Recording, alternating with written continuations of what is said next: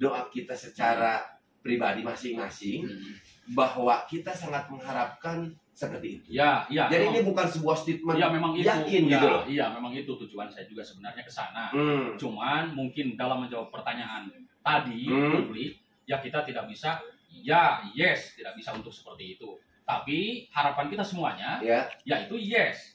Ada harapan ya. Ya, jadi itu maksudnya kan. Ya, oke. Ini bukan debat nih. Ya, tapi ini ya, sesuatu yang menarik nih. Lanjut. Ya, jadi gini. Jadi begitu menjawab bertanya kepada saya meyakini. Saya yakin. Kenapa saya melihat yakin? Karena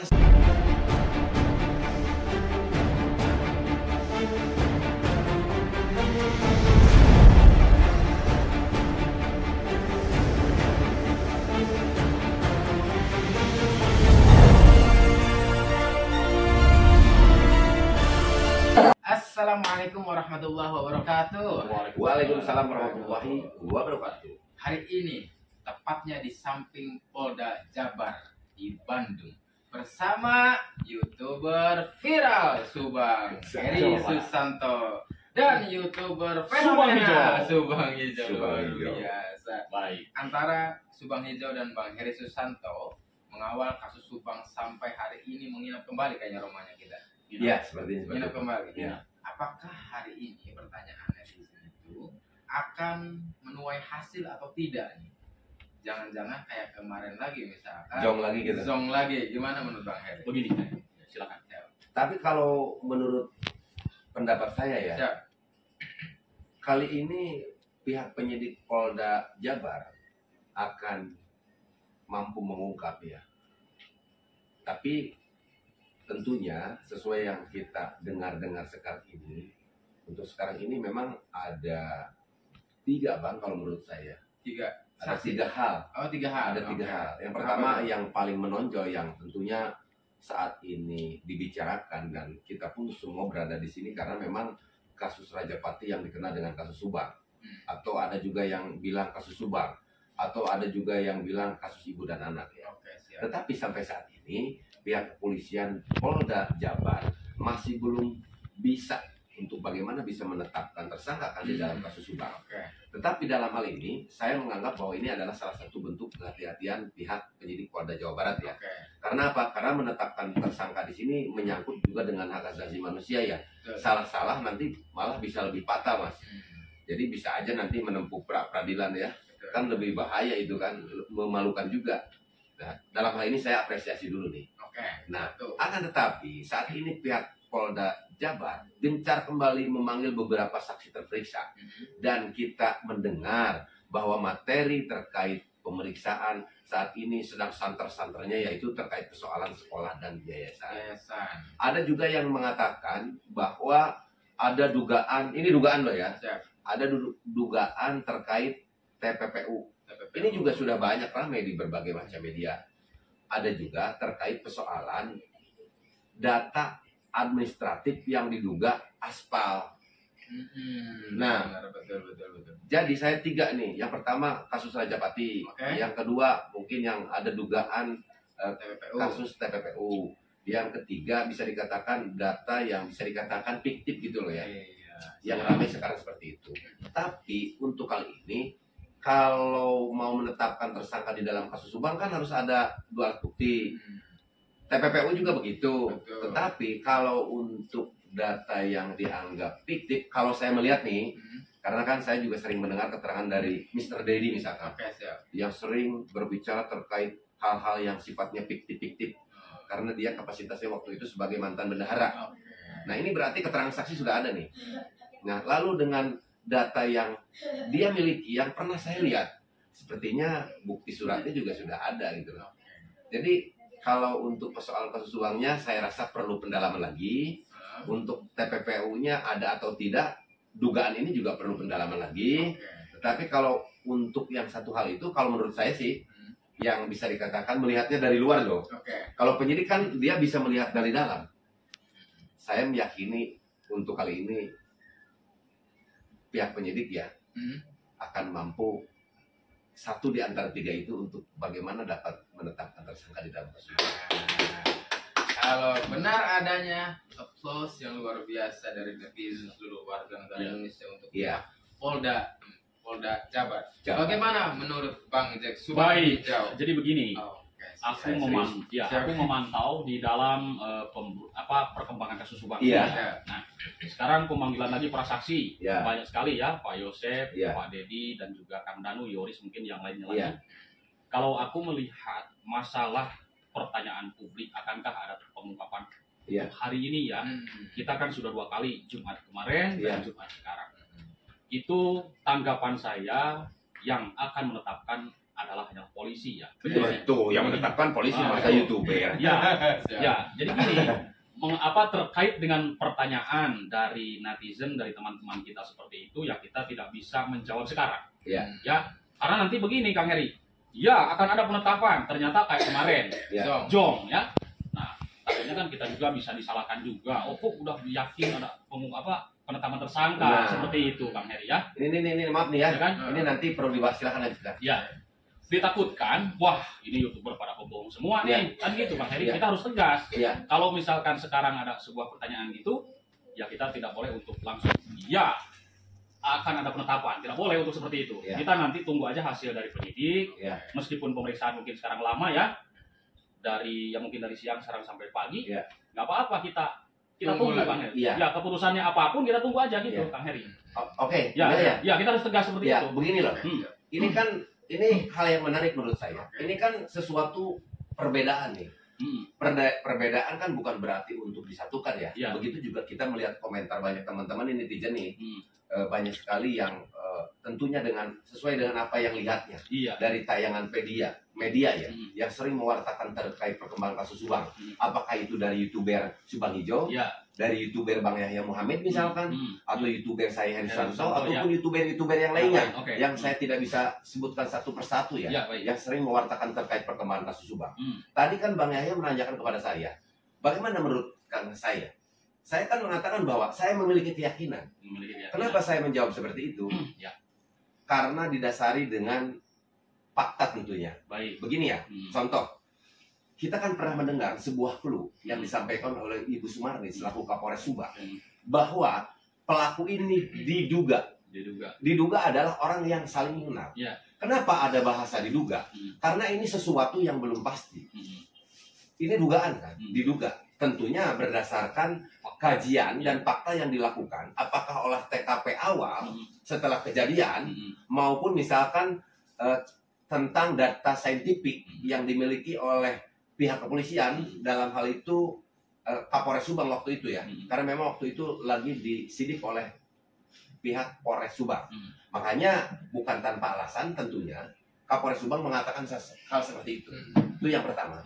Tetapi ada satu yang nilai plusnya, Bang.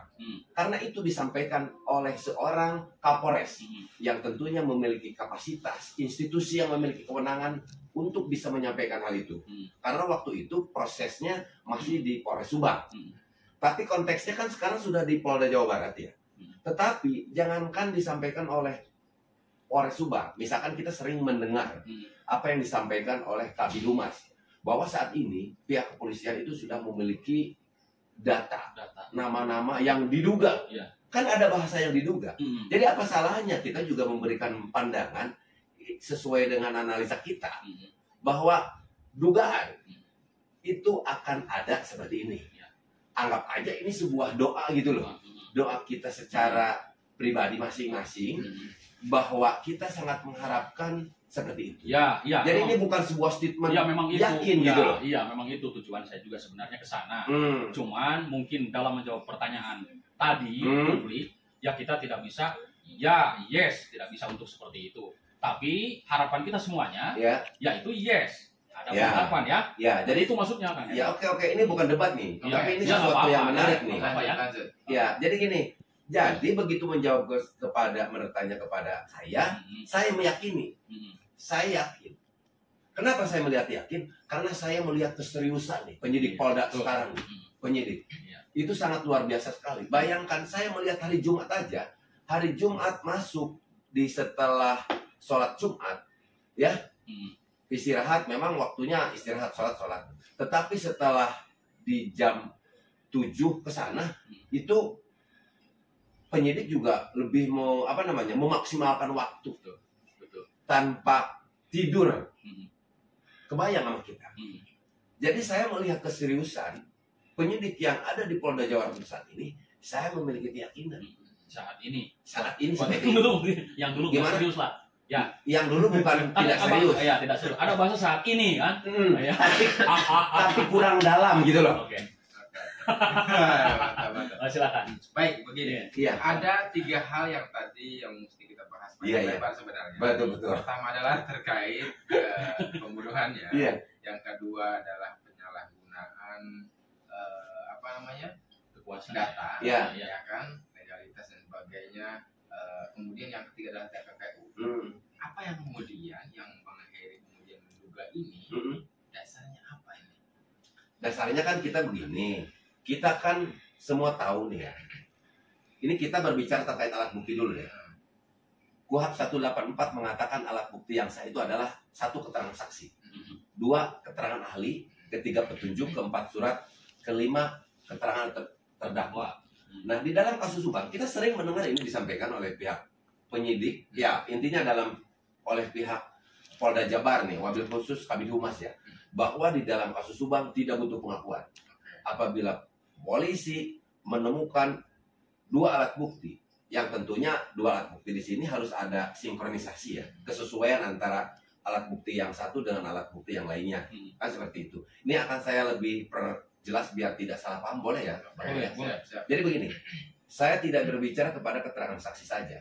Kalau menurut pendapat saya, apabila ada pengakuan sekalipun, ya kan, tentunya pengakuan ini sama pihak kepolisian akan disinkronkan dengan data saintifik maupun data-data yang lain ataupun mungkin keterangan saksi-saksi yang lain.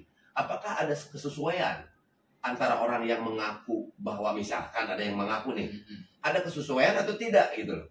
Kalau seandainya memang ada dasar pengakuan sekalipun, ternyata memang tidak ada kecocokan, apakah misalkan dengan DNA, dengan data sidik jari, ataupun dengan data saintifik yang lainnya yang dimiliki oleh pihak kepolisian, saya rasa polisi juga tidak akan langsung begitu ada pengakuan langsung jering menetapkan tersangka saja begitu. Itu yang pertama. Tadi yang poin yang akan dibahas terkait kenapa memiliki keyakinan. Kan tadi saya katakan bahwa dalam kasus Rajapati di sini saya yakin masih membutuhkan waktu yang lama. Saya yakin malam hari ini tidak akan ada penetapan untuk kasus Rajapatinya gitu loh.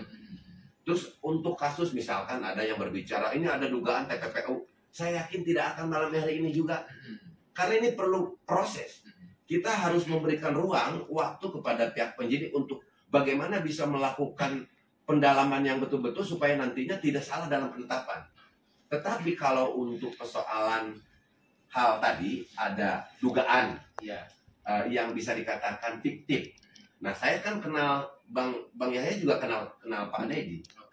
Pak Dedi juga kan istilahnya banyak memberikan hal itu dan pernah juga menunjukkan bisa dikatakan melihat kita fisiknya gitu loh.